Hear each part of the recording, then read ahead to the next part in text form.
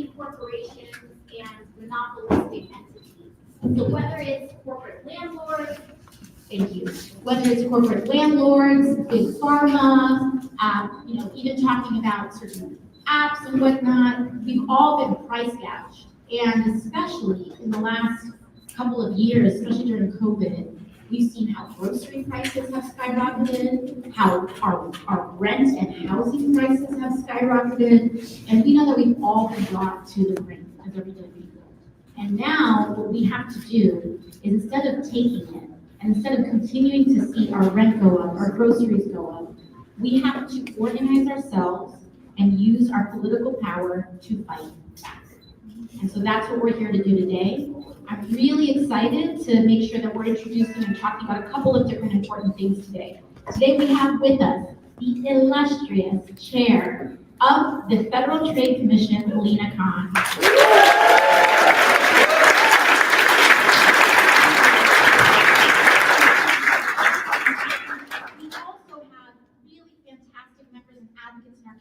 Talk about everything from our taxi workers to our local pharmacies to understand this issue a little bit better, and so that we can have the tools that we need to break up a lot of the monopolistic power that is driving up prices and also driving down wages very often at the same time. So I want to start off by laying the landscape here a little bit. Here we've seen that New York, the average minimum wage earner would have to work 104 hours a week to afford a one-bedroom apartment. Meanwhile, 64% of housing purchases in Manhattan are conducted in all cash transactions, mostly by Wall Street and the 1%. We've seen similar things with food prices, where grocery store consolidation has given giant companies the ability to increase their profits by 79% since 2019. All while consumer prices rose 25%, and 1 in 5 children in our city are going hungry. It is absolutely unsustainable. We're also seeing it in healthcare, where costs for prescriptions and for other healthcare services keep going up, while care is going down, and while big insurers and insurance companies are eating up more and more as they pad their profits. In New York City here, we've seen, even with our teachers, that the government is trying to force all retired city workers into a Medicare Advantage plan. Has anyone heard about this, the Medicare Advantage scheme? This is, when we talk about Medicare Advantage, this is oftentimes used as a program for private insurance companies to scoop in and really take up a lot of our Medicare public dollars. So they take a lot of that money that we as the public pay in profit instead of in actual services for healthcare and for us to be able to use the doctor and get our prescriptions. And for decades, for a very long time, due to the power of lobbies in Washington, due to the broad influence of corporate influence in Washington, we've seen that when it's time to make a decision, that influence always goes to the corporation and to the company, right? Everyday people do not have lobbyists in the way that big insurance companies have lobbyists. And so we really need to organize in order to have that power. So for decades, we've seen those decisions go and side with corporations. And again, that's where I'm thrilled to introduce folks like Lina. Chair Khan has been using her time under the Biden administration to dramatically confront corporate power in the interests of everyday people in a completely unprecedented way. I mean, truly.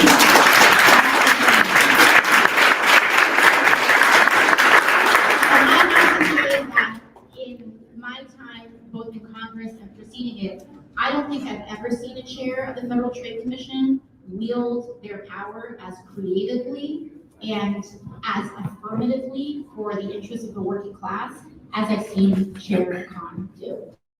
And so she really genuinely deserves all the praise for all the battles that she's taking on. And she's taking on corporate giants in a way unlike we have ever seen.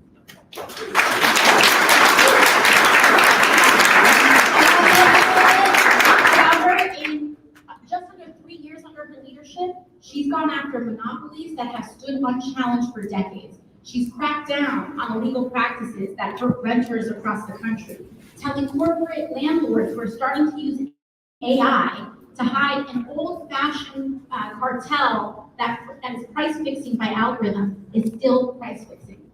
She's challenged a proposed $24 billion merger between Albertsons and Kroger's, two grocery stores. We don't have them as much in New York City, but you hear about them elsewhere, right? To protect millions of consumers for price gouging, and because it would hurt hundreds of thousands of unionized grocery workers, which is the first time the agency has ever challenged a merger on behalf of its workers, on behalf of the impact on workers. She's taken on big pharma and challenged healthcare insurers and their pharmacy benefit managers that steal from patients and taxpayers to drive up costs. She's worked to ban non-compete agreements for workers, which limit choice and suppress wages for 30 million Americans. And most impressively, she has won all of those fights.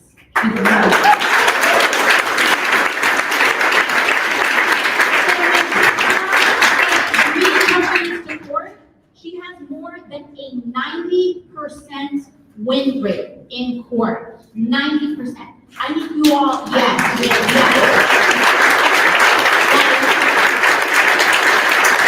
all to understand how absolutely impressive that is. Many of the people here in the room have taken on massive fights, challenging huge corporations and big industries. And we know that when there's billions of dollars behind a company willing to take things to court, very often it's the money that wins. And so to see Chair Khan have a 90% win rate on these things in order to make our medicines more affordable, our groceries more affordable, to break up a lot of cartel behaviors and price fixing behaviors with our housing, this is what helps make our life possible as we continue to try to afford to make ends meet. She has an impressive record that shows that we don't have to accept the limits that corporate interests put on our politics. She is a living, breathing example of how Americans can use the government to protect working people and create a more just. So, that being said, I want to welcome everybody here and thank you all so very much. And we'll start with that, and then we're going to go with some of our speakers. So I would like to introduce our first speaker here today, Mr. Raymond Maciosi. We were just meeting a little bit earlier today at his pharmacy. He is a pharmacist here in the Bronx to talk about his personal experiences with pharmacy benefit managers, otherwise known as PBMs, and how they impact prescription drug prices. So, Ray, please take it away.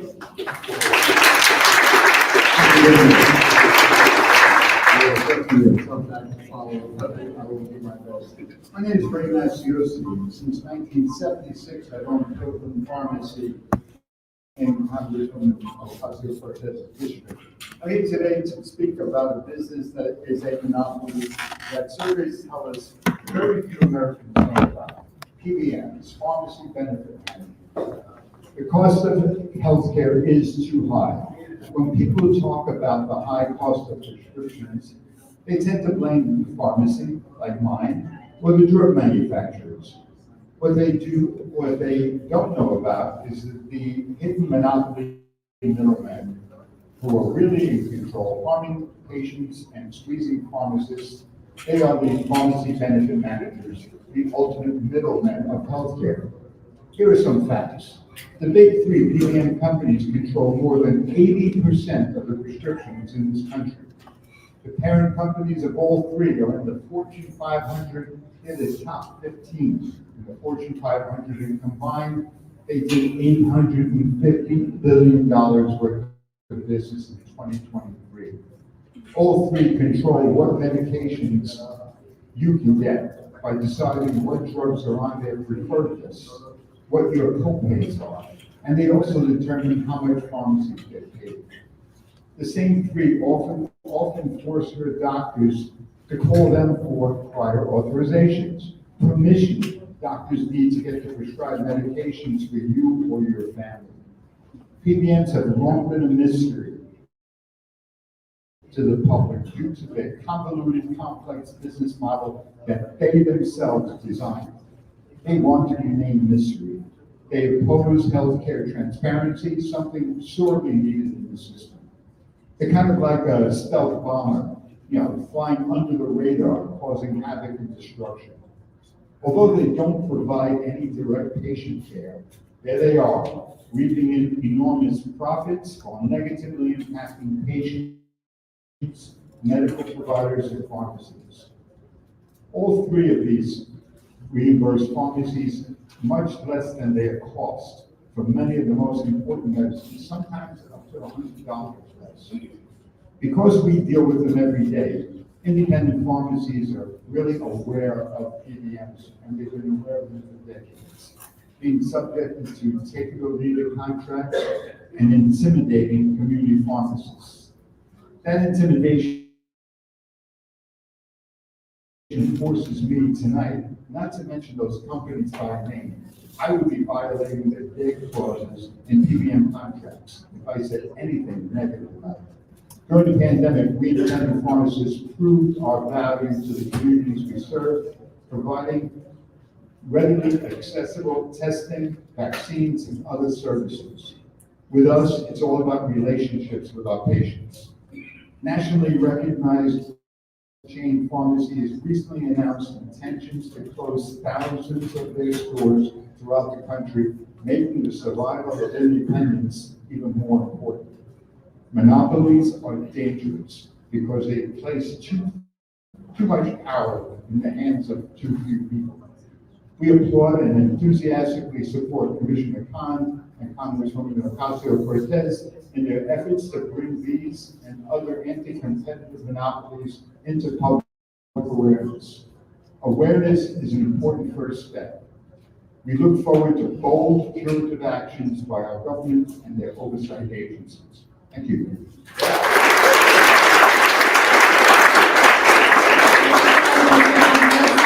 Next, I would like to introduce our next speaker here, also right here local to the Bronx, Dr. Shaniqua McLeod. She's an attending physician at the Emergency Medicine Department at Bronx Care Hospital Center to hear about the ways that healthcare consolidation has impacted provider staffing and patient service delivery. So, Dr. McLeod.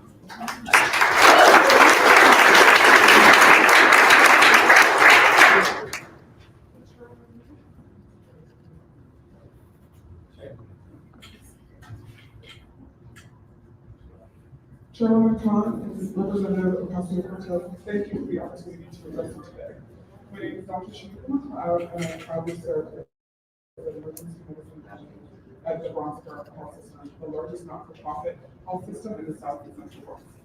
Our emergency department is among the busiest in the nation. As an emergency medicine physician, my role is to provide urgent and often life-saving care for the people of New York. However, my responsibilities extend beyond clinical care, and I routinely advocate for the health and well-being of my patients and the communities we serve. Bronx Care encourages clinicians like me to speak out about practices that jeopardize patient safety. Unfortunately, this is not a reality for many of my colleagues across the country who work for health systems owned by private equity firms. In a recently reported NBC report, private equity firms control over 40% of the nation's emergency medicine departments. The impact of this trend on both patients and emergency medicine physicians has been profound and detrimental, with life and death consequences. Contracts introduced by these firms often include restrictive covenants and non-compete clauses, silencing physicians for raising concerns about unsafe practices and barring physicians from seeking alternate employment in their communities. Conversations with my colleagues, both in New York and across the country, reveal a disturbing pattern. When private equity takes over an emergency department, staffing levels are frequently reduced, or experienced physicians leave due to restrictive and punitive contracts. As a result, physicians are left to manage unsustainable workloads, often forced to oversee the care of more than 20 patients at a time. This is especially true in teaching hospitals, where attendings are not only providing care, but training the next generation of doctors. These conditions create dangerous situations for patients and are often implemented without consulting frontline clinicians. Moreover, private equity firms exert undue influence over clinical around whether a patient is admitted or discharged. Decisions that should be made solely on medical necessity are increasingly being driven by profit motives. Physicians take Hippocratic oath and must prioritize their ethical duty over the interests of these firms, but in doing so risk being terminated without due process. Typically, the non-compete clauses prevent them from working in hospitals not controlled by private equity, further limiting their ability to serve their communities and patients. This is why the American Academy of Emergency Medicine strongly advocates for due process and non-compete reforms at both the legislative and regulatory levels, and I applaud the FTC's efforts to curtail non-compete practices. We look forward to continuing to work together to safeguard the integrity of emergency medicine and ensure that our healthcare system continues to protect the well-being of our patients and the physicians who serve them. Thank you.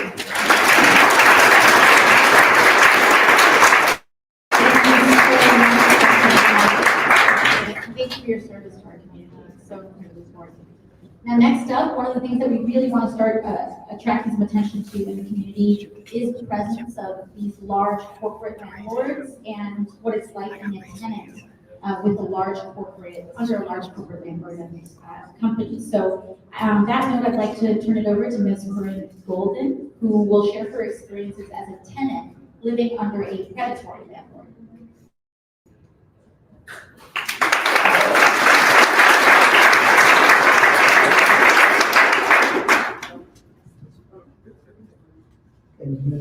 Yes. My name is Corinne Golden, and I'm a member of the Northwest Bronx Community and Clergy Coalition. My landlord is David Kleiner, as known as David Davy. He is the same landlord from the building 1915 Billingsley Avenue in the Bronx that collapsed last December. David Kleiner systematically harassed tenants with the goal of displacing them for higher paying rent. I have been myself the victim of his derogatory, racist, and sexist remarks to the point that I had to file a human rights case against him, which I am still fighting. In addition to strategic harassment, David Kleiner used a business practice known as predatory equity. Predatory equity is the speculation and risky financial investment in building with the expectation of quick, tremendous profit at the expense of tenant quality of life and building condition. Not only do our community have to deal with predatory landlords like David Kleiner, but we are also dealing with the crisis of homelessness and displacement. That is why I and other tenants in my building have been exploring the possibility of organizing for David to sell the building to us. We have been inspired to think more deeply about this new strategy by organizing for the passage of the Tenant Opportunity to Purchase Act, a statewide bill which would give tenants the right to have first dibs on purchasing their building when it's up for sale, as well as the first right of refusal. I and my fellow Northwest Bronx Community Clergy Coalition leader believe that the creation of more pathways to collective and tenant ownership are crucial to stopping predatory liquidity and working towards shifting the housing system in New York from being focused on profit to actually being focused on the people that are focused. Thank you.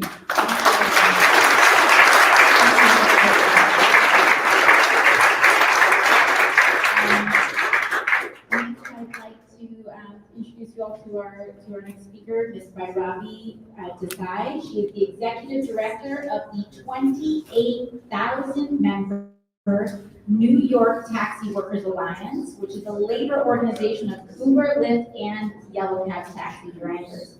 If some of you all have been familiar with our big efforts to try to get justice for many of the taxi workers that were under excruciating and predatory debt due to the taxi medallion crisis.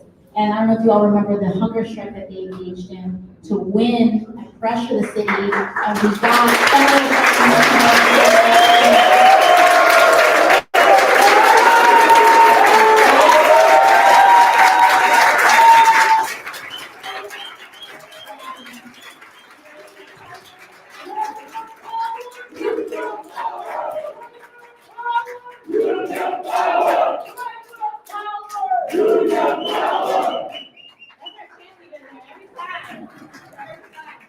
Tyrone is just a fantastic leader of the New York Taxi Workers Alliance, and please take it away.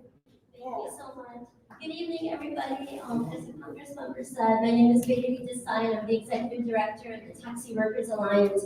So about 80% of our members actually now drive for Uber and Lyft.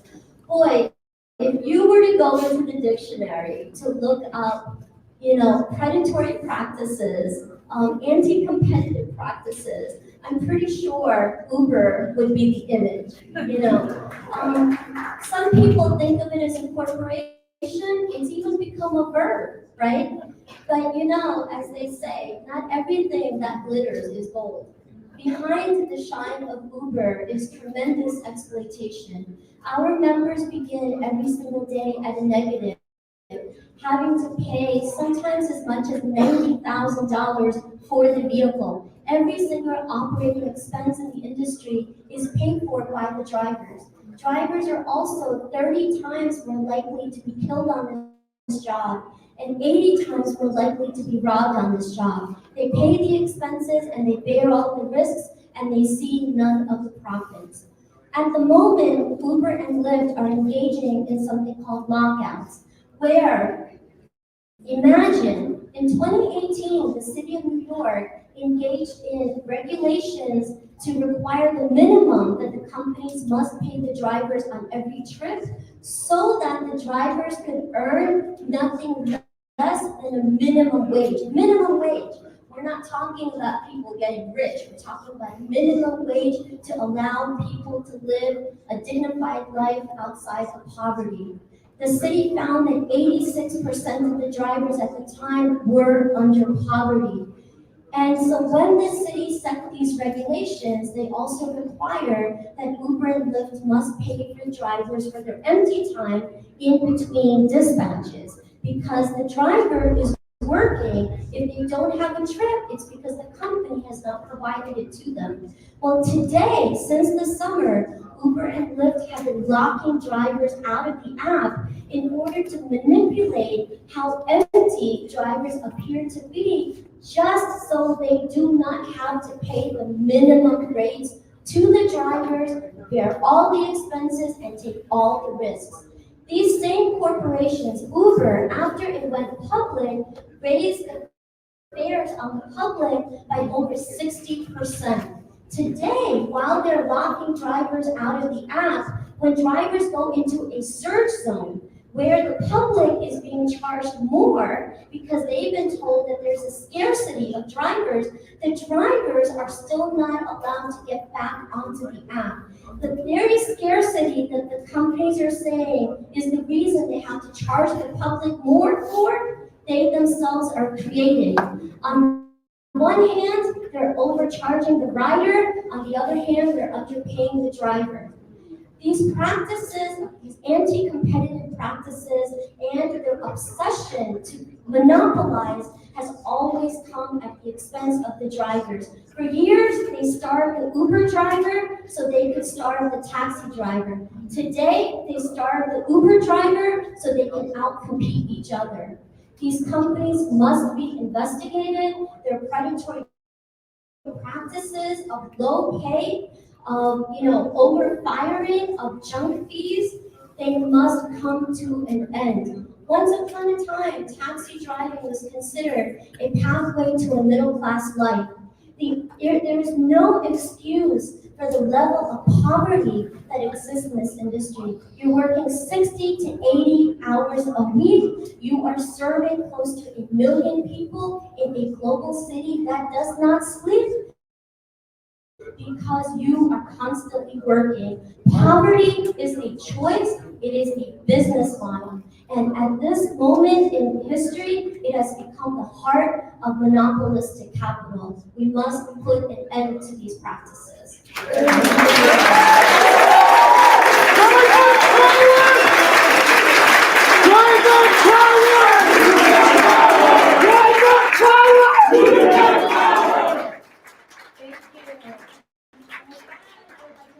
Floor to your chair of the Federal Trade Commission, Chair Lina.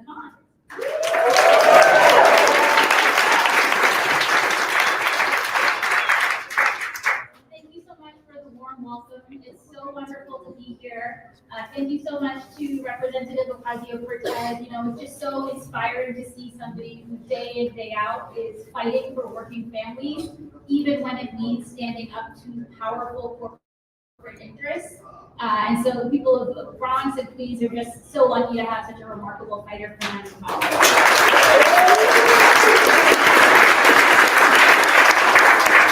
Thank each of you for sharing your stories. I mean, it's so remarkable how each of you is coming from a different place, a different industry. But I think we hear some core themes, right? I think time and time again, we see the rise of exploitative business models, the rise of financialization, and the rise of consolidation, where too often fewer and fewer companies are controlling more and more of the market.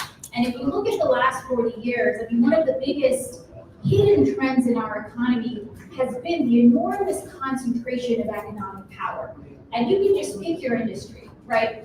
Airlines, telecom, mattresses, diapers, laundry detergent, right? Where decades ago, we had dozens of companies. Through waves of mergers and acquisitions, you now increasingly just have a handful. And what that means is companies, when they're not disciplined by that type of competition, can become too big to care and start taking advantage of people, right? They can start ripping you off, hiking prices, stealing from you. They can start docking wages, creating more oppressive workplaces. It can become easier for them to squash small businesses and make it difficult to compete on a level playing field. And just more generally, we see more and more nickel and diming in the economy, right? There can just feel like there's this basic indignity of being a consumer, where you're always having to look out around the corner to see, am I about to be taken advantage of or being ripped off? And it's important to note that none of this is an inevitability, right? Part of how we got here is there were decisions made in places like Washington, D.C. to become much more hands-off about enforcing the law against powerful corporations. And under the Biden-Harris administration, there's been a renewed commitment to make sure we are enforcing those laws. The anti-monopoly laws, the consumer protection laws, those are the laws that the FTC enforces. And over the last 3 years, we've made it a top priority to make sure that we're bringing all of our tools and authorities to bear to make sure that no American is paying more because of illegal business practices. We've been particularly focused on a few areas, one of which is healthcare. All too often we hear about how Americans cannot afford life-saving medicines. We've been very focused on the patent tricks that companies can use to make it so that inhalers are much more expensive than they should be. We've been calling out these big pharma companies on their patent tricks and got a big victory on inhalers, where 3 of the 4 big manufacturers have announced that they're going to drop down how much Americans are paying from hundreds of dollars just to $35.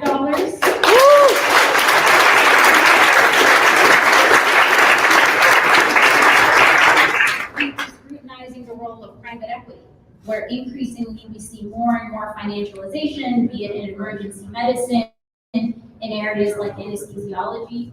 Last year, for the first time ever, the FTC brought a lawsuit to prevent one of these private equity roll-ups of anesthesiology providers in Texas. We're continuing to scrutinize to make sure that companies are not able to put profits before people's livelihoods and their health. We've been focused on labor markets and these things called non-compete clauses, which now affect around 1 out of every 5 Americans, and make it so that even once you leave your job, you're prohibited from actually working from a competitor. And in practice, that means that people get locked and trapped in toxic work environments. They're prevented from going to get a better job, even if it pays more or makes better sense for them and their families. And it means that entrepreneurs are not able to go out and launch their own businesses. We've issued a rule that would ban non-competes in the vast majority of cases.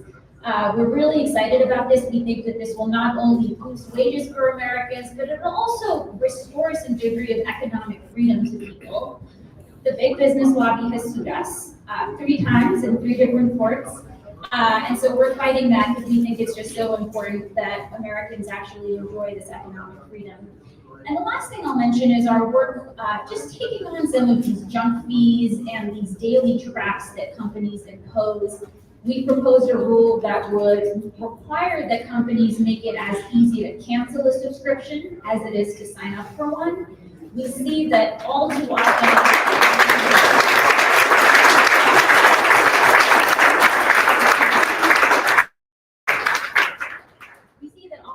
Especially as more and more companies become dependent on these subscription-based business models, they'll make it super easy to sign up with just one click. But then if you're trying to cancel, they'll make it absurdly difficult, right? You have to get on the phone, but either there's nobody to pick up, or it's just some type of chat bot that just endlessly transfers you in some type of doom loop. Sometimes you have to go in person, you have to send certified mail, and the practical reality and consequence, which is kind of the goal, is that people get thwarted and they're paying dozens, if not hundreds of dollars for subscriptions that they no longer want. So we're going to be finalizing a rule that prohibits that. We've also proposed a rule that would eliminate junk fees. So these are those pesky fees that show up at the end of your transaction when you're trying to check out, and all of a sudden you see a service fee, you see a convenience fee. You have no idea what you're actually paying for, but you also have no ability to avoid them. And so these fees collectively add billions of dollars to how much Americans are paying. And we proposed a rule that would require that companies make it very clear upfront how much you're actually having to pay. This is going to be good for consumers, but it's also going to be good for honest businesses, right? Right now, the system we have is that you have an honest business that's being transparent about what the cost is. They risk losing business to those that are being deceptive with these junk fees. So we're going to see through these rules and make sure that companies can't use tricks and traps to steal and really rip people off from their hard-earned money. So we're really excited about the progress that we've been able to make. There's a lot more work to do, and so we need all of you to keep pushing people in places like DC to use all of our tools to make sure that our economy is more fair and honest and people can just get a fair shake. So thank you so much again for having me, and really looking forward to it. Thank you so much. Now we'd like to open up to our Q&A, in which both Chair Khan and myself are happy to answer questions. We do have our first question here from Julia Colon. Is Julia here? Hi, good evening, everyone. Thank you so much, Representative Ocasio-Cortez, for having us, and Conchia for coming out. So I am a tenant organizer at the Northwest Bronx Community and Credit Coalition, also born and raised in the South Bronx. And so my question thanks for the snacks. Community organizations here in the Bronx are interested not in just challenging corporate power, but also building our own community economic power through cooperative ownership and economic democracy. And so, as we heard tonight, right, under your leadership, the FTC has done outstanding work to rein in corporate power through blocking mergers, tackling abusive practices that harm workers and consumers. So we really want to know, at the Northwest Bronx, are there any other tactics or strategies that the FTC is authorized to pursue that can help us create a level playing field for shared ownership strategies, such as worker, consumer, and multi-stakeholder cooperatives that could be pursued without new legislation from Congress? Well, thanks so much for your question.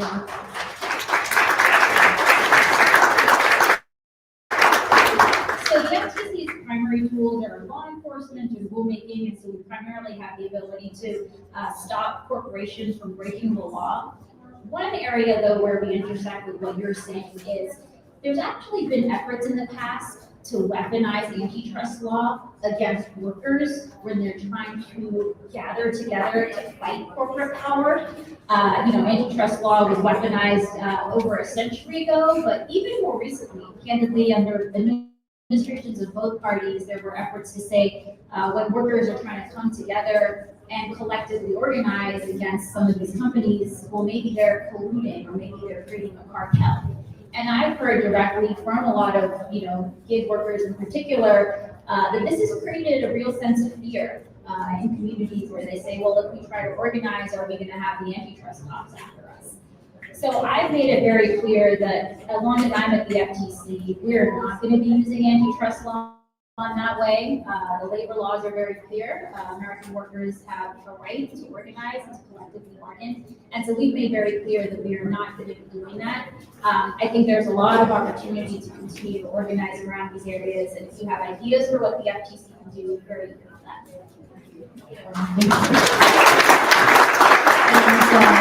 Julia, you said non-legislative, but I've got to get the plug in here now. I've got to do it. One of the things that you mentioned is using tools to expand people's everyday power, especially when it comes to the housing space.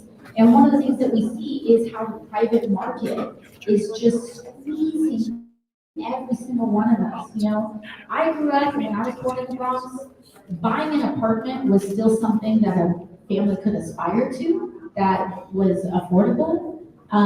My parents, they were able to buy an apartment in Parkchester for $45,000 back in the 80s, right?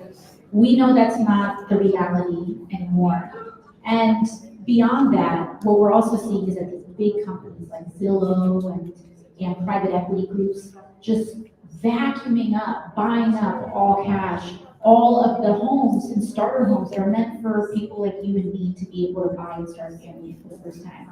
And so in addition to having those law enforcement tools that Chair Khan's talking about, around next week, I'm partnering with Senator Smith, and we're going to be unveiling legislation to help make it easier for the federal government to help finance alternative ownership models like housing cooperatives, land trusts, projects like Mitchell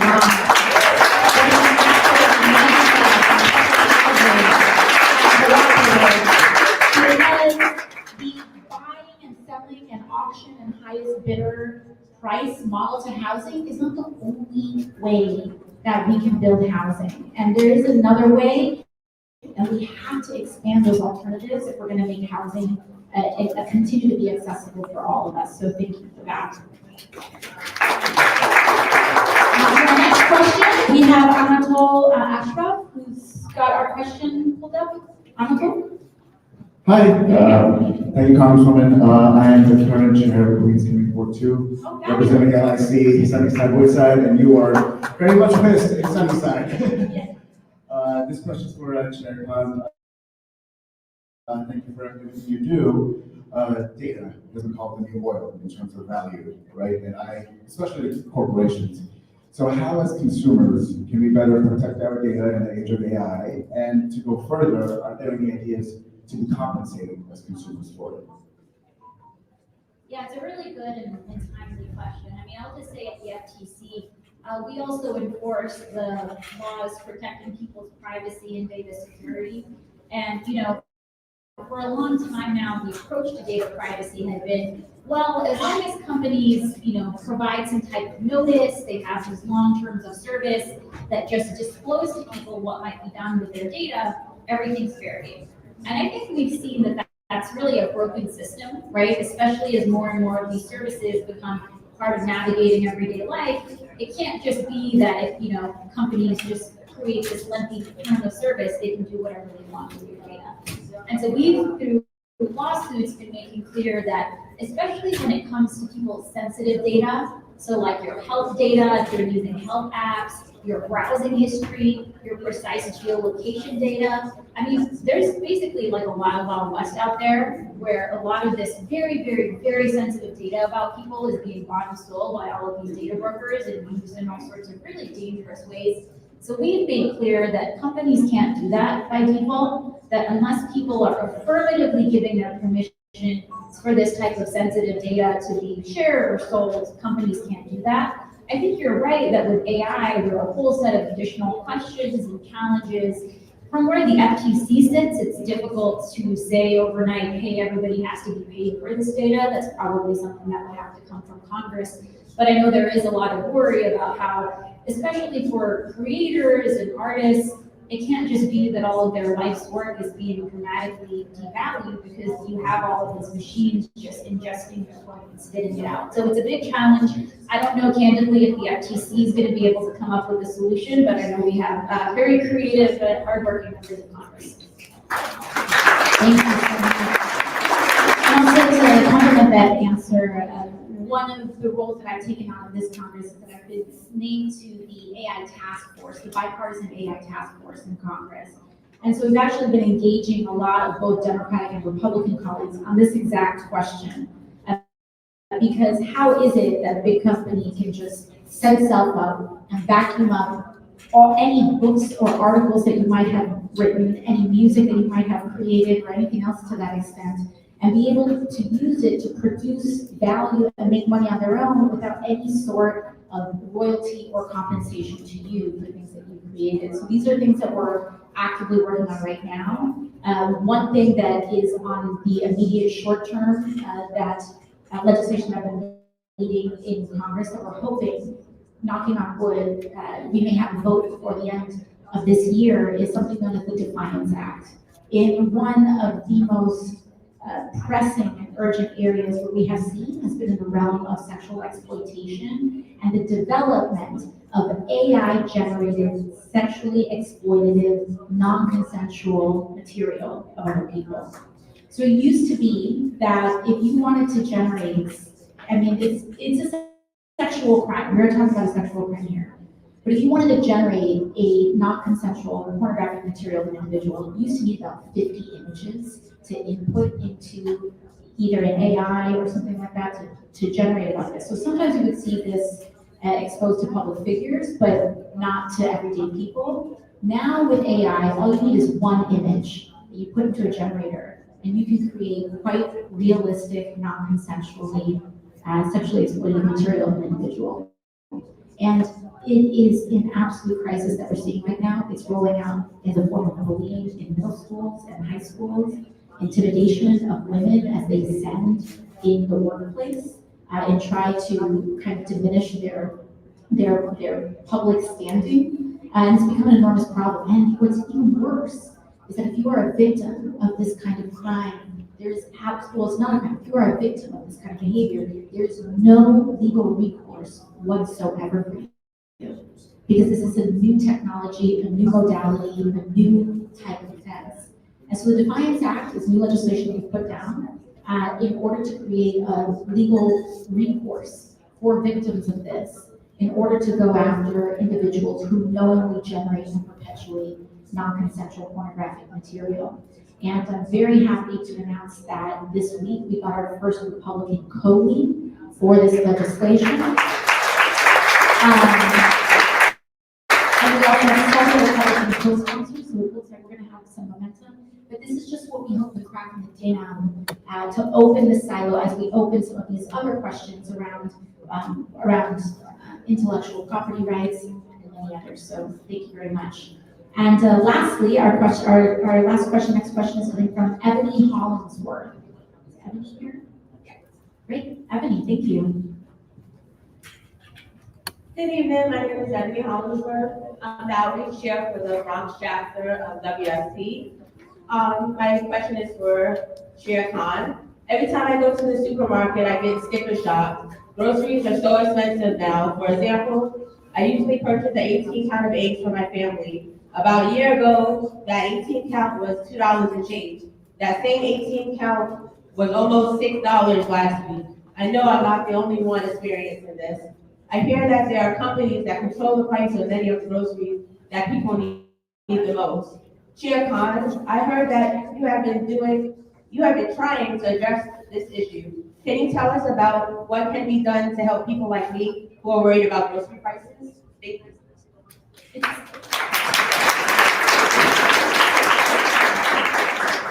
It's such an important question, and as I've gotten to travel the country, the thing I hear about time and time again is just grocery prices and how over the last few years, people have just seen that sticker shock.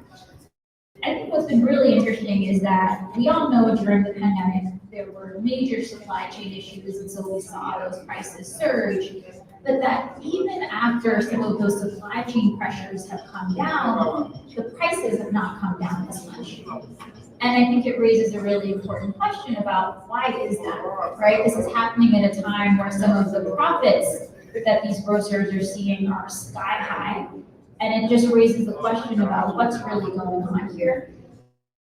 You know, from where I sit, I think there are a couple of factors. as I mentioned, a lot of these markets have become very consolidated, right? So even if you go into the chip aisle or the laundry detergent aisle, you'll see lots of different you'll seemingly see lots of different options, but they're actually just controlled by a handful of companies.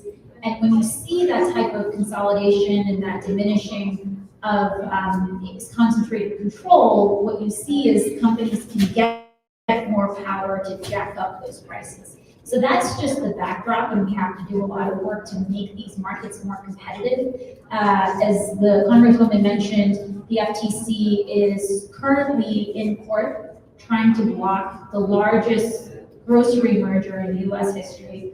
It's an ongoing case, so I'm limited in what I can say about it, but the complaint lays out that the commission believes if this grocery merger were to go through, Americans would be paying even more, and workers would be making less. So the FTC is trying to block that merger. We've also shared that we're going to be looking to potentially study why it is that corporate profits and margins have increased, even if some of these supply chain shortages and strains have become easier. So that's some of the work that we're doing. But I think overall, we all need to be on high alert for the potential collusion that you start seeing when you have fewer and fewer companies. And so that's part of the work that we do too. Thank you. That being said, I want to thank you all so much for joining us today. And I also kind of want to make sure that we wrap up with some important takeaways here. First is that what we're seeing here out of the Federal Trade Commission is really a new generation of leadership and a very new take, a new approach of governance. And so often, so long, I hear from so many of you and so many of us in the community, understandably, after so many years of our needs being neglected and our biggest priorities not being heard, people kind of say, what's the point, right? If we vote and all these things happen and things don't change, what is the point? But what we're seeing here in the Bronx and in Queens and at the federal level is actually a new generation of leadership that is coming through and actually doing things differently. And Chair Khan is really showing that there are reasons why we shouldn't have to bow out. And that's what they want us to do, right? They want us to get discouraged. They want us to feel cynical. So we say, oh, what's the point? But when we insist on making sure that we have these changes and claim the power that we deserve, we get people like Chair Khan who start wielding her power in the direction of working families instead of the direction of big lobbies and corporations. And I want to talk as well about how that's important on every single level. I'm very, very grateful and will always be grateful to our community for giving me the opportunity to serve you all in Congress. And I also want to highlight some of the other leaders that we have here today. I saw a City Councilman Caban, who's right here, who represents Astoria. We have historic victory in the City Council and doing incredible work on everything from housing and criminal justice reform. We have Assemblyman Zohran Mamdani also who has extended many of the MTA lines to have free fare MTA lines and certain pilots around here. We have State Senator Kristen Gonzalez. Really important work tackling AI on the state level. So we really want to make sure that we put some attention on those AI issues here in New York State. We have State Senator Natalia Fernandez here from the Bronx. And also doing absolutely incredible work, especially when we were joined during COVID, engaging Chakotay Hospital and a lot of our healthcare provisions and many others. And so I think from the very bottom of our ballot, and the most local level, from City Council all the way up to the FTC, it shows that when we decide to not walk away, when we reject cynicism, when we say, you know what, we want new kinds of leadership that focus on working families, and we demand it and we win it, things do change. They can change, and they are changing now. They will change, and they are changing now. So I want to thank you all so much. I want to thank our wonderful ASL interpreters. Helping our events be fully accessible to every single site and every single New Yorker here. I want to thank all of our facility staff. I'd like to thank you to our facility staff. Thank you to the staff of the FTC. I'd like to thank the staff of my office as well. who's doing incredible work. And we really want to make sure that we underline that under Chair Khan's leadership, the FTC is taking steps to protect consumers and workers alike. From blocking harmful mergers and fighting price gouging and banning exploitative practices and non-compete clauses, these actions are making life fairer for us. We can now work at another company, and we don't have to worry about our current employer blocking us from getting a new job because of what's happening with the non-compete clauses. And actions just like that are making life fairer for all of us. And so today's discussion really reaffirms that, and we have the power to confront and dismantle these corporate monopolies. A lot of these big guys want us to blame immigrants. They want us to blame each other. They want us to direct our attention on trans Americans and new Americans and divide us up on race and gender and all of these things, when really the problem is not here. The problem is the power going up and down. And when we challenge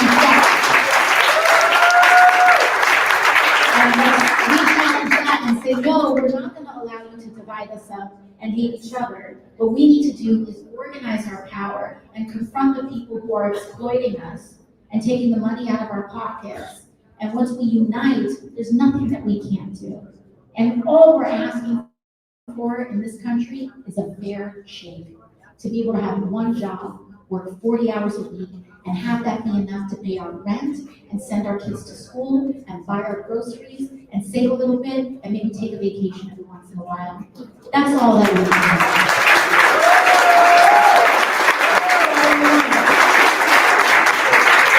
And these big Wall Street crowds will have you believe that this is some radical, crazy thing to be able to live life in America with dignity. And I'm here to tell you that it's not radical. It's the most reasonable, rational thing in the world to say that a working person deserves a dignified life in the richest country in the world.